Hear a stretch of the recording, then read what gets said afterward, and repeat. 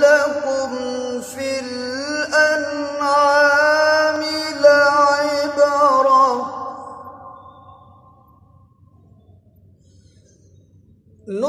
نسقيكم مما في بطونه من بين فرث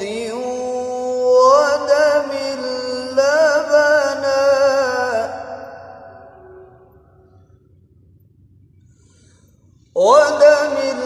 لبنا خالصا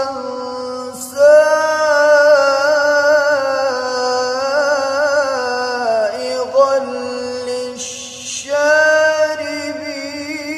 للشاربين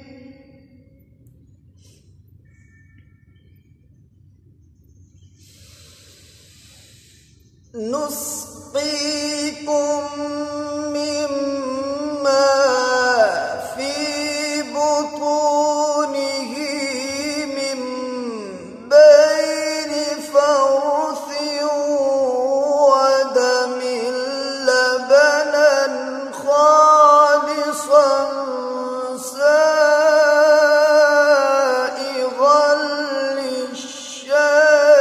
للشاربين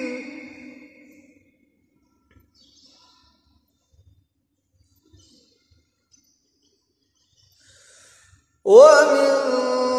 ثمرات النخيل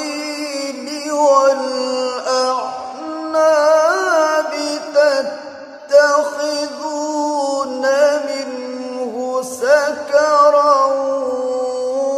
ورزقا حسنا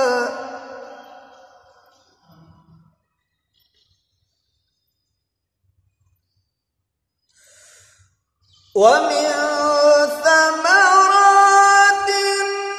النخيل والأعناب تتخذون منه سكرا ورزقا حسنا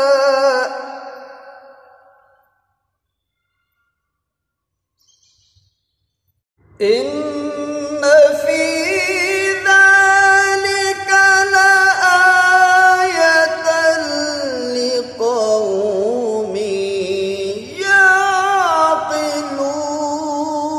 يعقلون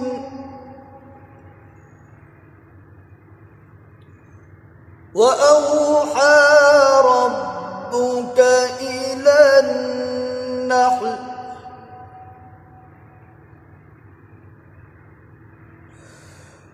وأوحى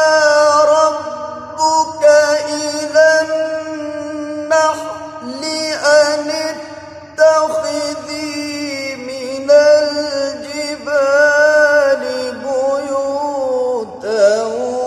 ومن الشجر ومما يعرشون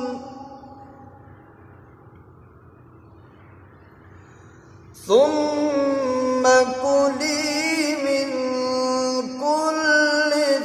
الثمرات فاسلكي سبل ربك ذللا يخرج من بطونها شراب مختلف ألوانه فيه شفاء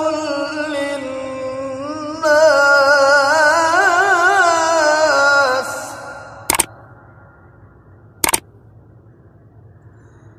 إن